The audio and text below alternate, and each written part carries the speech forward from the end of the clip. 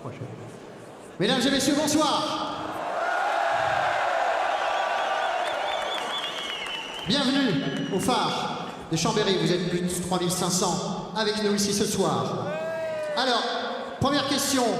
Avez-vous toujours envie de gagner cette élection présidentielle? Alors, avec moi, décompte 5.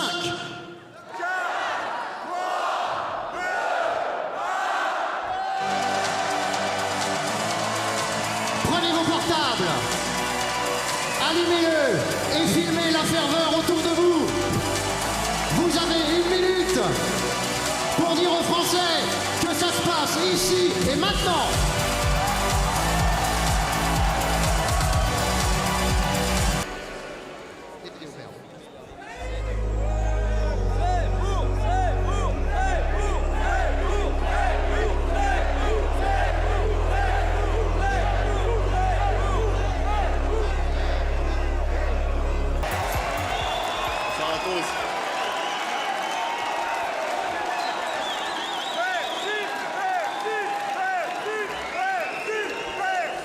Mes chers amis, c'est un immense plaisir pour moi, c'est une formidable fierté pour moi que de pouvoir m'adresser à vous, ici, dans nos pays de Savoie. Ce soir, vous êtes merveilleux. Ce soir, vous êtes 4000. Ce soir, vous n'êtes plus seuls. Ce soir, vous êtes la reconquête.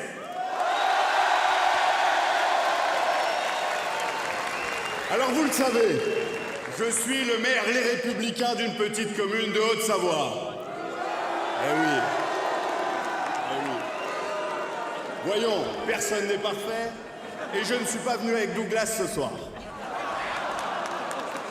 Je suis le maire d'un de ces villages attachés à son histoire, attaché à son clocher, attaché à ses racines et ses patronymes, un de ces villages français qui constelle nos montagnes et donne sa grandeur à nos territoires et à notre nation.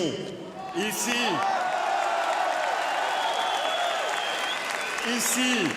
sur cette terre, les hommes sont forgés par la rigueur de l'hiver alpin, par la dureté d'une histoire qui 1000 fois ne nous a pas épargnés, par un caractère, un tempérament rude et solide qui 1000 fois nous a permis de nous relever.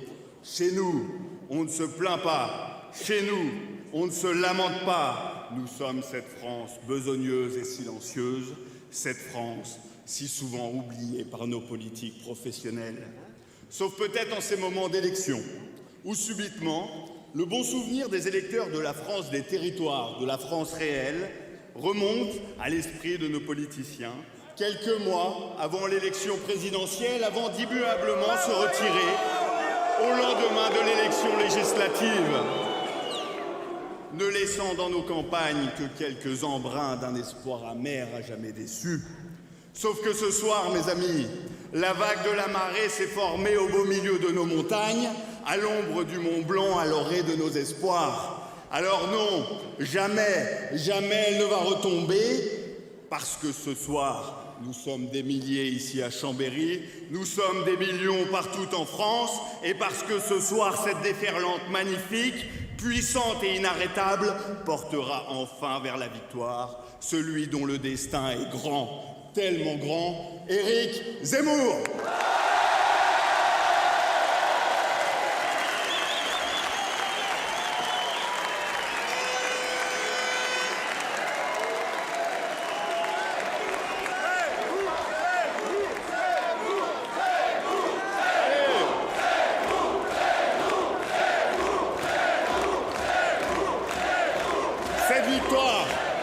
Cette victoire, elle est nécessaire pour ne pas dire obligatoire, car oui, il s'agit de notre dernière chance pour la France. Chez nous, la Start-up Nation, c'est d'abord et avant tout la fin des services publics, c'est la délocalisation de nos usines, la fermeture de nos gendarmeries, le démantèlement de nos joyaux industriels. Chez nous, la France du en même temps, c'est l'impunité pour les dealers et l'extrême rigueur pour les automobilistes. C'est le matraquage des PME et l'optimisation fiscale pour les multinationales. Chez nous, C'est la France du deux poids, deux mesures, d'un État si faible avec les forts et si fort avec nous les faibles.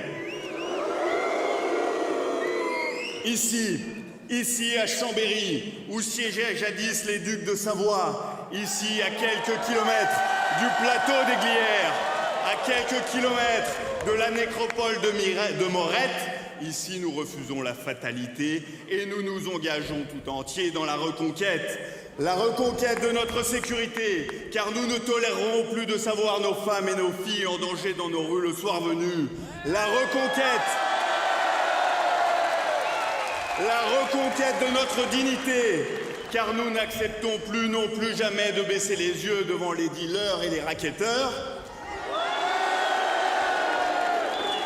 La reconquête de notre pouvoir d'achat, car nous n'acceptons pas non plus, et nous n'allons pas nous en contenter, un chèque de 100 € lancé par Emmanuel Macron, tel un seigneur à ses gueux.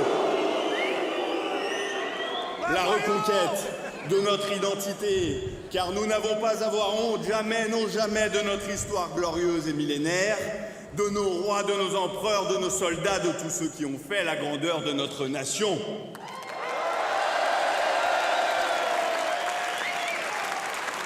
Alors maintenant, mes amis, il ne nous reste que 44 jours pour défendre nos villages, notre histoire, nos vallées séculaires, mais surtout, pour faire vivre la France que nous aimons.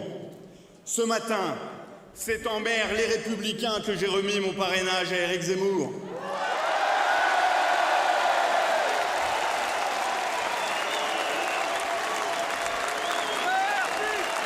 Cet après-midi, c'est en ami que je l'ai conduit devant les grilles fermées de la dernière usine de mon village, fraîchement délocalisée en Pologne. Et ce soir, c'est en soutien que je m'adresse à vous et que je vous demande d'acclamer de toutes vos forces, de toutes vos tripes, notre candidat, Éric Zemmour.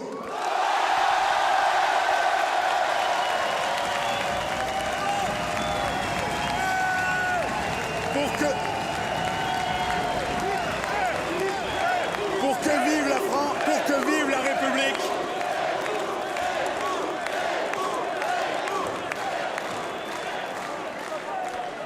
Pour que vive la République, mais surtout, pour que vive la France.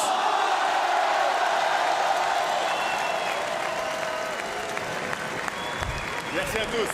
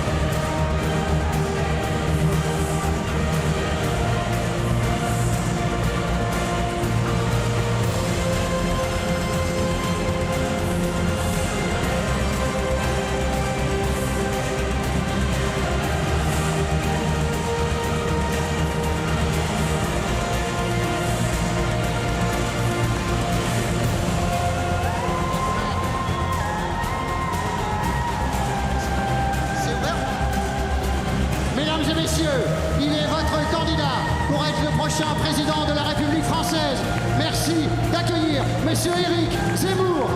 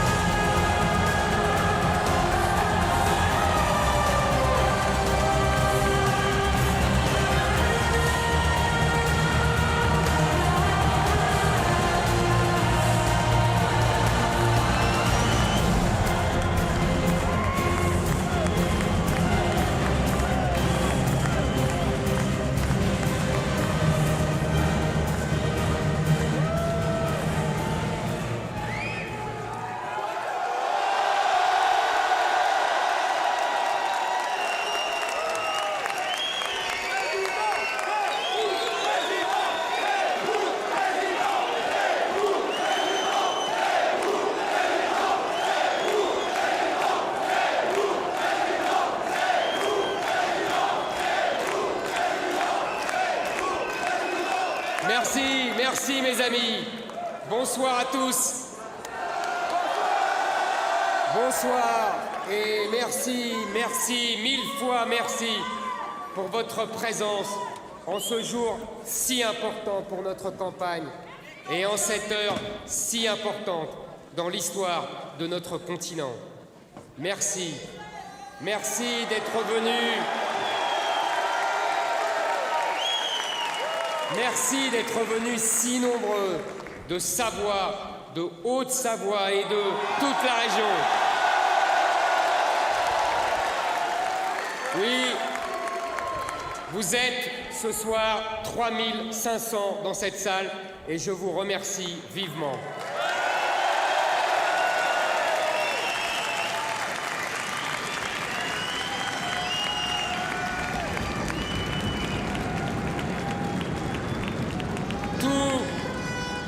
Tous nos meetings, jusqu'ici, ont été de grands moments de mobilisation, de sérieux, mais aussi de joie, car nous respirons ensemble l'air pur de la vérité.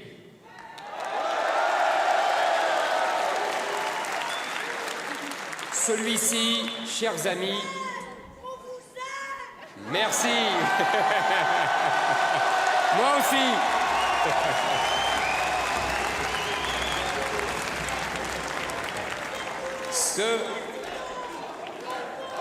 Merci.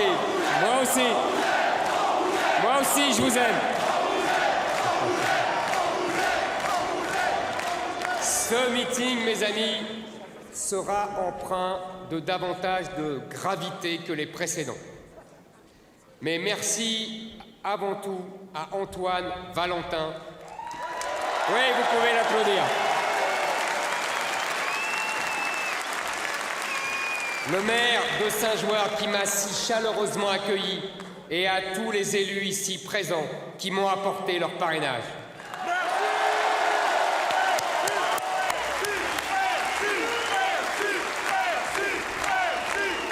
Tout à l'heure, mon cher Antoine, dans ton village de Saint-Joire, je respirais l'air pur, je regardais ce ciel si clair, immaculé. Quelle atmosphère paisible. Comment ne pas chérir ce cadeau si rare et qui est si vite repris aux hommes, la paix. Et nous autres Français, avec une si longue et tumultueuse histoire derrière nous, nous savons à quel point la paix est fragile et à quel point la préserver est un combat. C'est Jean de La Fontaine qui écrivait « Ô paix, source de tout bien, viens enrichir cette terre et fais qu'il n'y reste rien des images de la guerre. » Voilà. Oui, vous pouvez applaudir Jean de La Fontaine.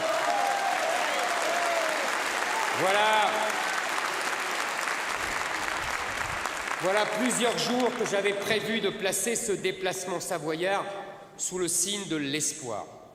De l'espoir que cette campagne suscite dans tout le pays.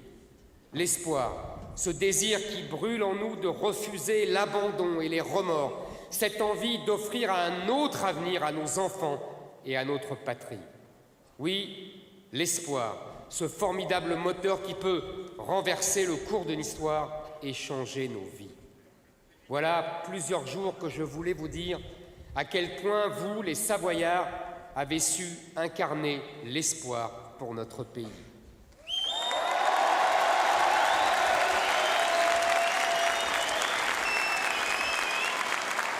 Il y a 62 ans, ici à Chambéry, le général de Gaulle venait à votre rencontre pour commémorer l'anniversaire de l'entrée de la Savoie dans notre pays.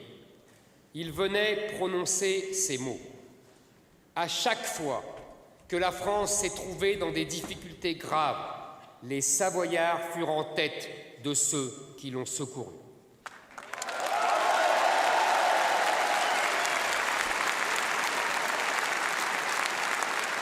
Bien sûr, le général de Gaulle pensait à l'espoir porté par la résistance. Il pensait à l'espoir incarné par le réseau des Glières. Ils étaient jeunes, ils étaient courageux, ils étaient résistants. Et pour la France, ils sont tombés.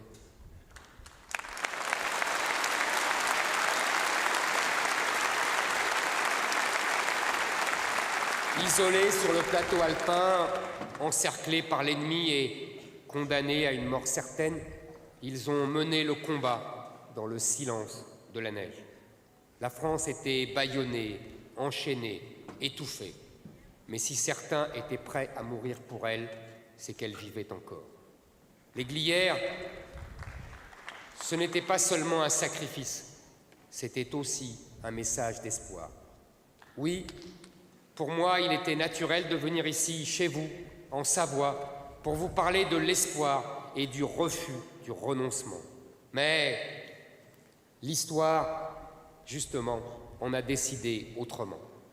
Car, une fois de plus dans son histoire, l'Europe est frappée par les bombes, les tirs, les larmes, les blessés, les morts, les civils évacués et les familles séparées.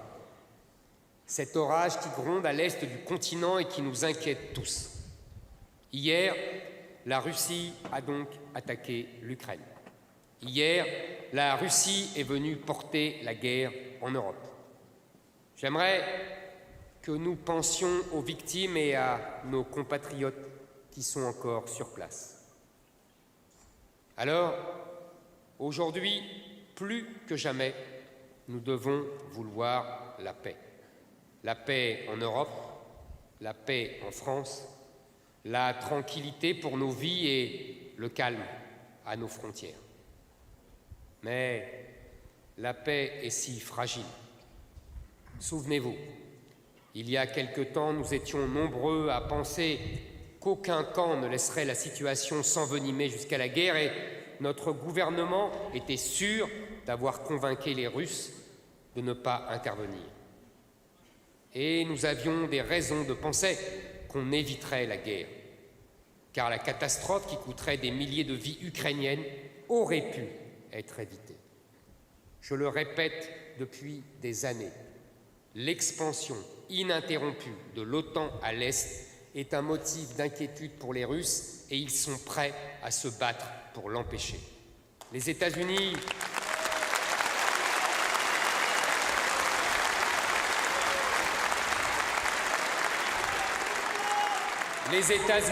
le savent très bien, eux qui poussent chaque fois plus loin les frontières de l'OTAN.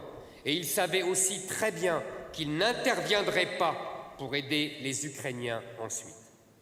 Depuis des années, je tiens la même position.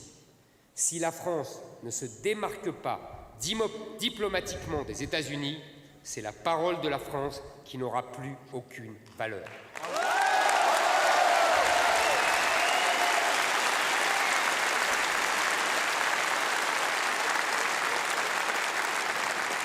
Car dans l'histoire, on ne négocie qu'entre seigneurs, jamais avec un vassal.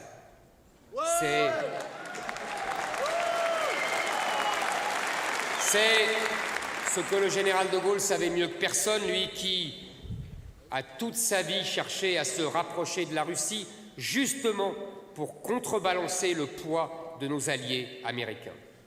C'était justement le moyen de nous protéger, pour n'être inféodés ni à l'un ni à l'autre, car la France ne doit être soumise à personne, ni...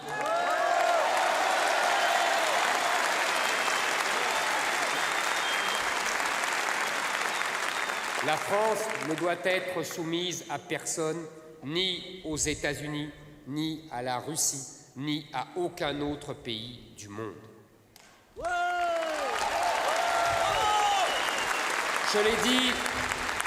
Je l'ai dit au Mont-Saint-Michel la semaine dernière, et je ne savais pas que mes propos auraient bientôt une actualité si brûlante.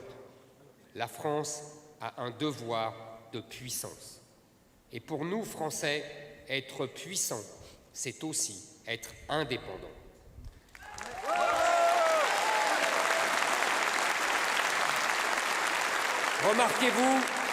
Remarquez-vous à quel point le monde manque aujourd'hui d'une voix indépendante. En 2008 encore, Nicolas Sarkozy arrivait à s'interposer et la France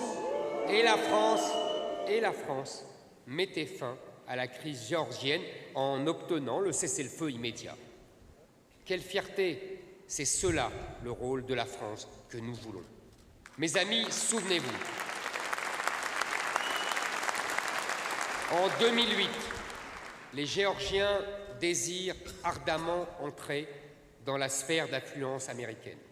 Réaction immédiate de Moscou, qui envahit son voisin et reconnaît l'existence de 2 républiques sécessionnistes.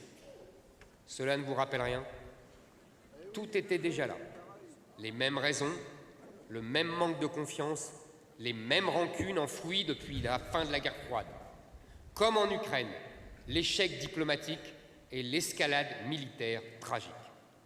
Mais en 2008, c'est la France de Nicolas Sarkozy qui amène la Russie à négocier la paix en quelques jours. Une France qui était encore crédible aux yeux des Américains et aux yeux des Russes. En quelques jours, la France réussit l'exploit d'apporter une paix que ni les Américains ni les Russes ne voulaient au fond. Mais aujourd'hui, lorsque notre président de la République tente de négocier avec Vladimir Poutine, il n'est pas écouté. Il n'est pas écouté et Poutine se joue de lui, car Poutine se dit qu'il n'est que l'émissaire des États-Unis et de l'OTAN. Croyez-moi, je ne m'en réjouis pas. Je ne me réjouis pas de l'humiliation de la France et de la perte de son rang. Au-delà de la politique, au-delà de la campagne, c'est la place de la France qui est en jeu. Alors maintenant, que fait-on? D'abord, l'urgence. La guerre est là, ses conséquences peuvent être terribles pour les Ukrainiens et peut-être terribles pour tous les Européens. La guerre est là et l'urgence est qu'elle s'arrête vite. Dans cette situation, seule la France peut rapidement proposer une sortie de crise.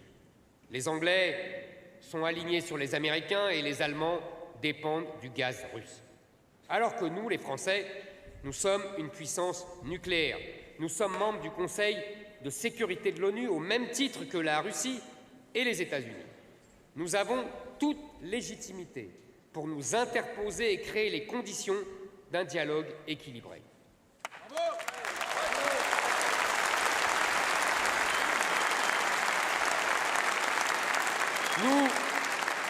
Nous espérons faire taire les armes au plus vite, mais nous voulons ensuite traiter les causes profondes de cette guerre, car nous devons garantir une paix durable sur le continent.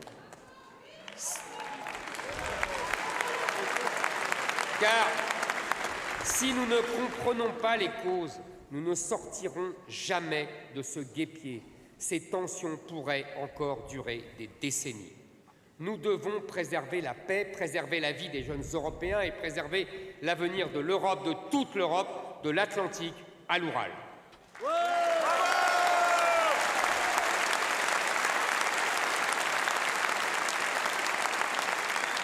Garantir une paix durable, c'est priver les Russes d'un prétexte pour menacer leurs voisins européens et c'est donc empêcher les Américains de s'installer militairement aux frontières de la Russie.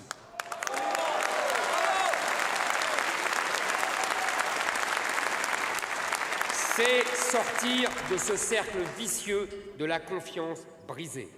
C'est pour cela que depuis le 14 février dernier, je propose un traité de paix signé par les Américains, les Européens et les Russes pour inscrire dans le marbre la fin de l'extension de l'OTAN à l'est de l'Europe et comme corollaire immédiat, le cessez-le-feu, évidemment.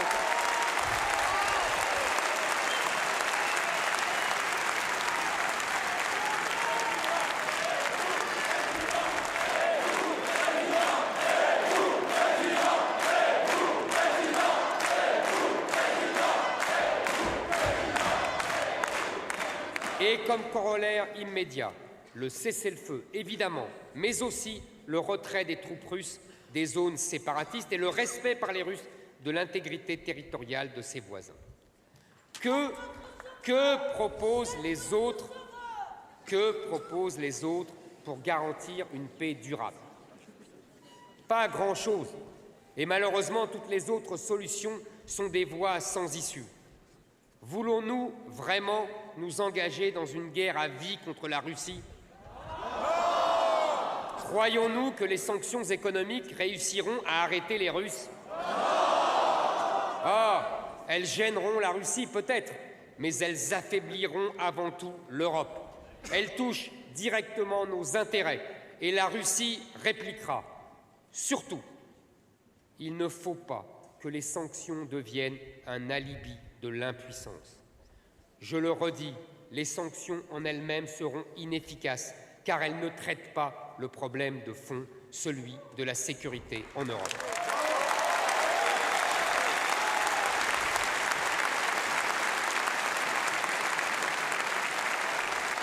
Ce traité de paix, c'est donc la seule solution qui nous permettra d'obtenir une paix durable. C'est pour cela que les deux plus grands conseillers diplomatiques américains de l'après-guerre, Kissinger et Brzezinski, ont tous deux proposé depuis des années que l'Ukraine accepte un statut de neutralité et s'engage à ne jamais rentrer dans l'OTAN. Et pourtant, Kissinger était un républicain américain en pleine guerre froide. Et pire, Brzezinski était un démocrate d'origine polonaise, foncièrement anti-russe.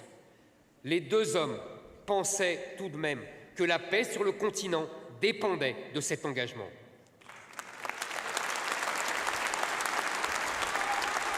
Vous savez, mes amis, avec la Russie, c'est une très longue histoire.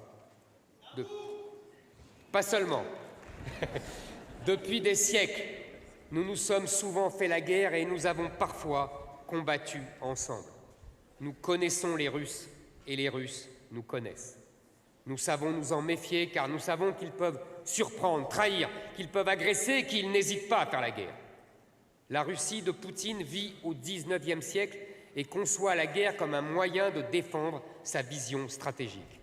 Nos pays de l'Europe de l'Ouest, la France, l'Angleterre, l'Allemagne, ont tiré des leçons différentes des deux guerres mondiales en bannissant la guerre comme moyen d'action politique. Cet état d'esprit n'est pas partagé par tous les pays du monde. Nous devons en tirer des leçons. Nicolas Sarkozy l'a dit ce matin, en sortant de l'Élysée, et il a raison, seule la diplomatie peut nous permettre de protéger la paix. Ce n'est pas en ostracisant la Russie, ce n'est pas en sanctionnant ses ressortissants, ce n'est pas en ignorant ses enjeux que nous y arriverons.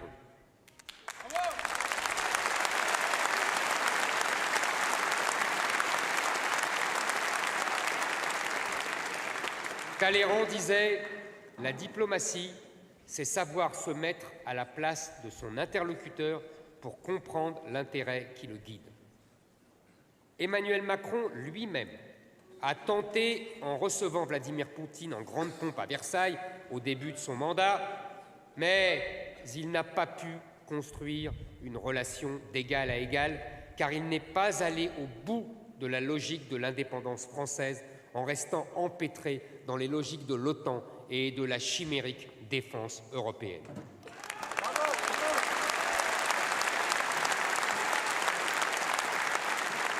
Mes amis, tout ceci peut vous paraître lointain et éloigné de votre quotidien, mais j'ai tenu à venir vous voir quand même ce soir pour vous dire que cette tragédie met en lumière des sujets cruciaux pour notre avenir et capitaux pour notre pays.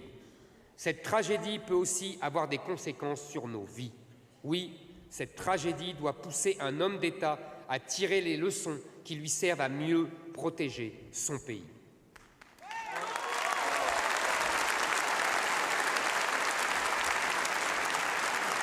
Car cette crise sonne le grand retour de trois notions que l'on croyait dépassées, que nos élites avaient enterrées, trois notions qui symbolisaient le monde d'avant, un monde prétendument révolu.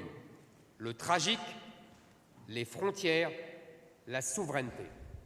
Le tragique d'abord, car nous étions censés vivre dans une ère de paix et de jouissance matérielle.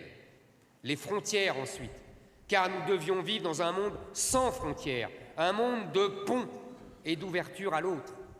La souveraineté enfin, car elle était censée être obsolète avec la mondialisation et l'Union européenne.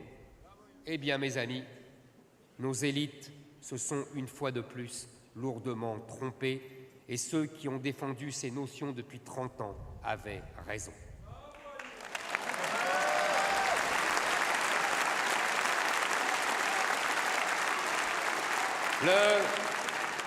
Le tragique est revenu dans le fracas des armes sur notre continent. Nous prenons conscience que nous vivons dans un monde dangereux. Les frontières sont désormais regardées comme inviolables. Avec cette guerre, elles sont désormais enfin perçues pour ce qu'elles sont, d'indispensables garants de la liberté, de la sécurité et de la paix des peuples.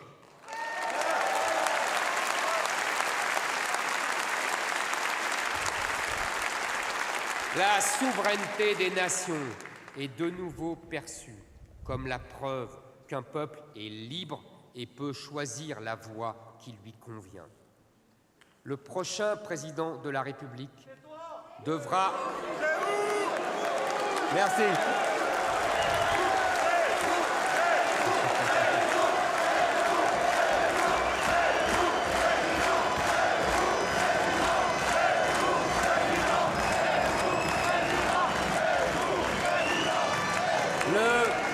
Le prochain président de la République devra en être persuadé pour mieux protéger son peuple. Il devra rétablir sa souveraineté partout où elle est nécessaire. Il devra protéger ses frontières comme un trésor précieux. Il devra renforcer son armée, mais aussi sa police et sa justice. Tout ce qui relève du régalien, tout ce qui peut éviter et nous éviter le tragique, car le tragique peut survenir n'importe où, n'importe quand, à l'extérieur, mais aussi sur notre sol. Et nous en avons des souvenirs douloureux ces dernières années.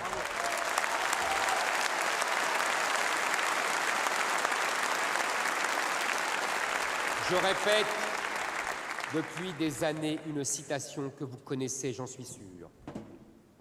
N'oublions pas que l'histoire est tragique, disait Raymond Aron.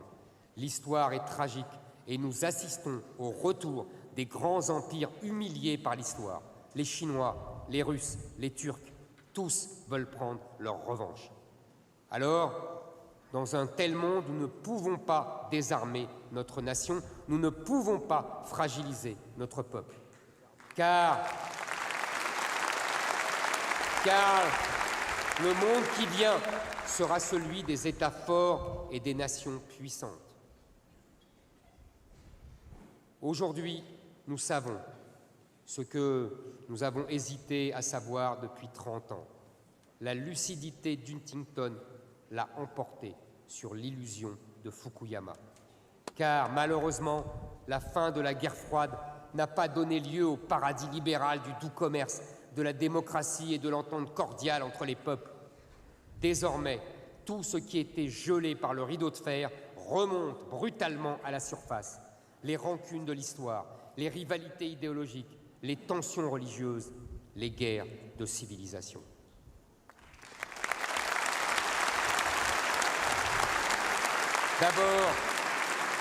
D'abord dans les Balkans, puis au Moyen-Orient, et maintenant à l'est de l'Europe.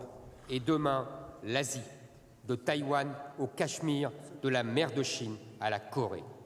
Ce grand retour de l'histoire tragique et redoutable, nos élites ne l'ont pas vu et ne l'ont pas cru.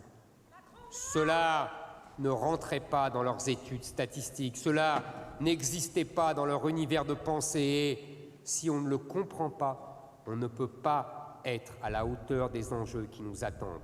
Car nos adversaires, eux, l'ont compris. Le monde qui vient sera rude.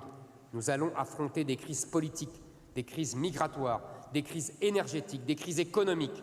Je l'ai dit au Mont-Saint-Michel et je le répète à Chambéry, nous avons un devoir de puissance.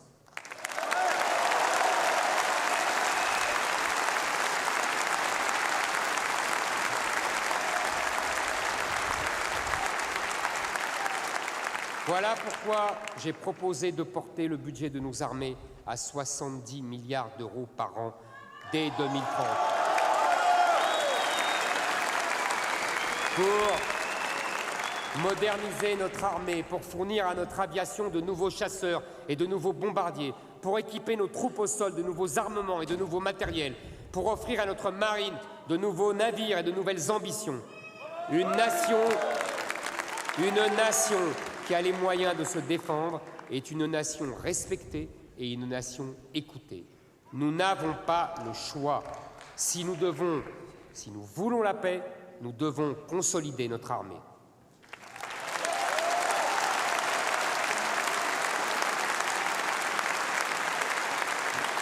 Mes amis, je vous le dis, nous ne sommes et nous ne serons protégés par personne, ni par les États-Unis, ni encore moins par l'Union européenne. Nous devons nous protéger nous-mêmes de manière suffisante et autonome. Et soyez certains que l'histoire pourra nous surprendre à l'avenir, comme elle l'a fait par le passé. Notre devoir de puissance est aussi un devoir de prudence. En plus du devoir de puissance, nous avons un devoir d'indépendance. Alors, dans cette guerre, où est l'intérêt national? Nous avons le droit, en tant que citoyens, et j'ai le devoir, en tant que candidat à la présidence de la République, de penser que les intérêts des Français sont le but ultime de toute politique.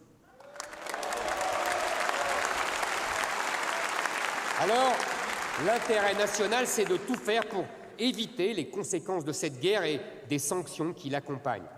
Alors que nous sortons à peine de la crise sanitaire, le prix du gaz va exploser, le prix du baril d'essence va augmenter, le prix des céréales va s'envoler. Dans votre assiette, dans votre entreprise, à la station essence, les conséquences peuvent être lourdes et terriblement concrètes. L'intérêt national, c'est donc de protéger la France et les Français. L'intérêt national, c'est de ne pas créer une deuxième guerre froide. Je ne veux pas que la France soit le spectateur impuissant et la victime d'une nouvelle guerre froide. Nous ne voulons pas ressusciter un monde découpé en deux blocs, avec d'un côté l'Occident soumis aux intérêts américains et de l'autre une alliance entre la Russie et la Chine, voire demain l'Iran. C'est tout ce que l'Europe et la France doivent éviter, car c'est un monde dans lequel les pays européens se précipitent sous la protection des États-Unis, renonçant à leur indépendance.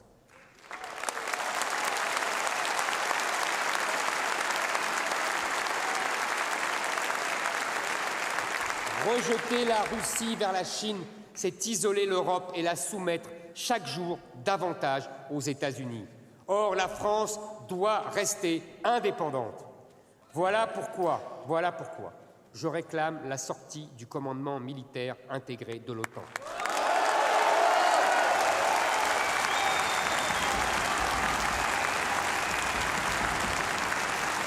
Parce que tant que la France ne porte pas une voix indépendante, elle ne peut plus jouer son rôle d'arbitre. Et tant qu'elle ne joue pas son rôle d'arbitre, elle ne peut pas préserver la paix.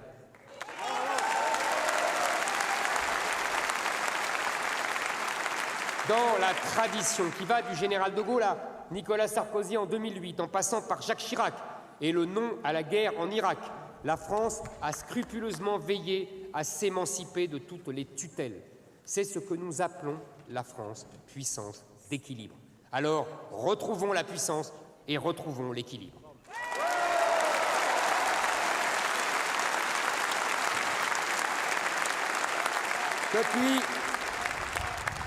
Depuis le général de Gaulle, nous avons vocation à rester libres. Notre vocation, c'est de ne jamais être l'instrument d'un impérialisme. Et ce mot d'ordre sera, par moi, respecté à la lettre. Nous ne serons les obligés de personne, ni des Américains, ni de l'OTAN, ni des Russes, ni des Chinois, ni de l'Europe, ni même de l'ONU. Les décisions du président français doivent être prises uniquement en fonction des intérêts de son peuple et dans le plus grand respect de l'indépendance de son pays.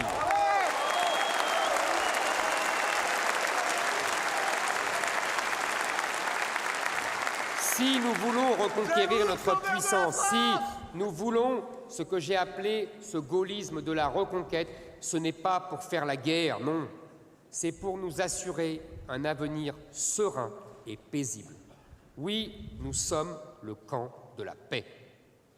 Bravo !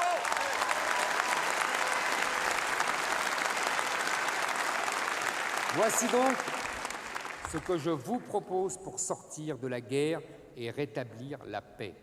Une attitude souveraine qui tourne le dos aux vassalités de l'Est ou de l'Ouest, de la guerre froide, de l'Europe impuissante, des mots forts qui cachent des actes faibles.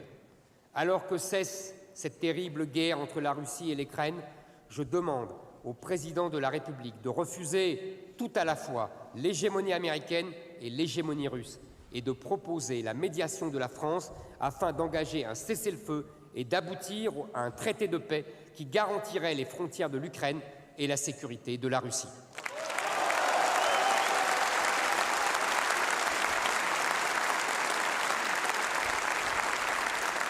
La paix sera retrouvée lorsque les 5 membres du Conseil de sécurité des Nations Unies dialogueront à nouveau ensemble, et c'est l'initiative que la France doit prendre.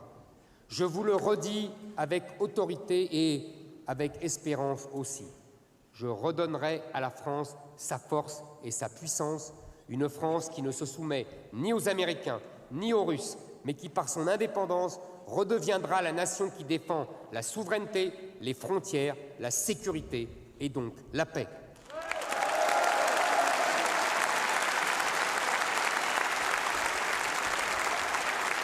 Nous sommes ceux qui assureront la sécurité des Français à l'extérieur de nos frontières par l'équilibre diplomatique et la puissance militaire. Mais nous sommes aussi ceux qui assureront la tranquillité des Français sur notre sol. Nous sommes le camp de la paix, car nous sommes le camp de la fraternité retrouvée. Nous sommes le camp de ceux qui veulent vivre en paix, travailler en paix, éduquer leurs enfants en paix. Nous sommes la France des villages paisibles, dont les portes des maisons n'ont pas besoin d'être verrouillées. Nous sommes la France où les filles peuvent sortir librement. Cette France éternelle qui a toujours su qu'il n'y avait pas de tranquillité sans fermeté. Nous sommes ceux qui veulent vivre dans une France en sécurité, dans une Europe en paix. Oui, mes amis, la paix, c'est un tout, c'est un ensemble cohérent. On ne peut pas promettre la paix à des kilomètres de nos frontières sans chercher la paix dans nos rues. On ne peut pas compter sur nos soldats sans compter sur nos policiers, la paix dans nos zones rurales, la paix dans nos villes, la paix à nos frontières, la paix en Europe. Et n'oubliez pas les mots du général de Gaulle. À chaque fois que la France s'est trouvée dans des difficultés graves, les Savoyards furent en tête de ceux qui l'ont secouru.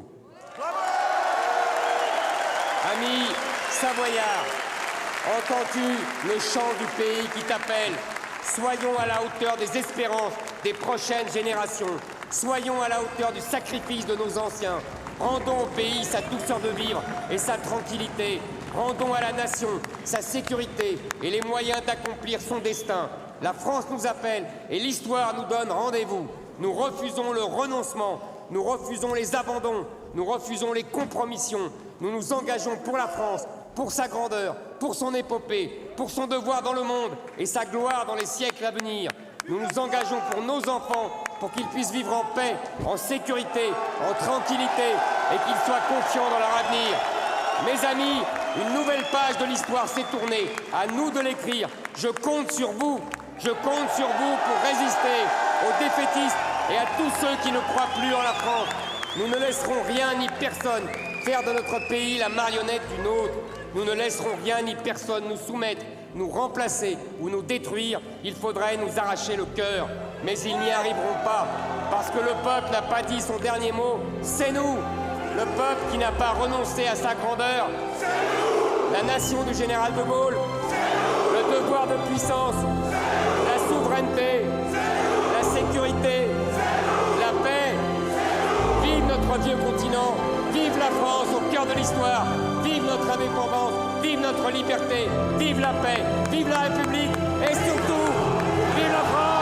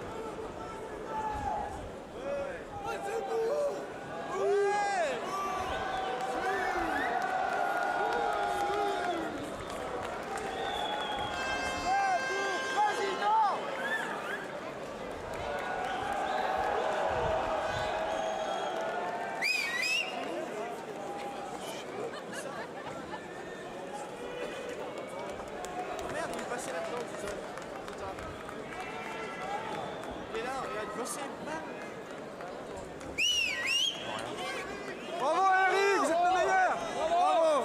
Bravo! C'est où Zemmour, merde, je veux le voir, vraiment, j'ai jamais vu ma vie.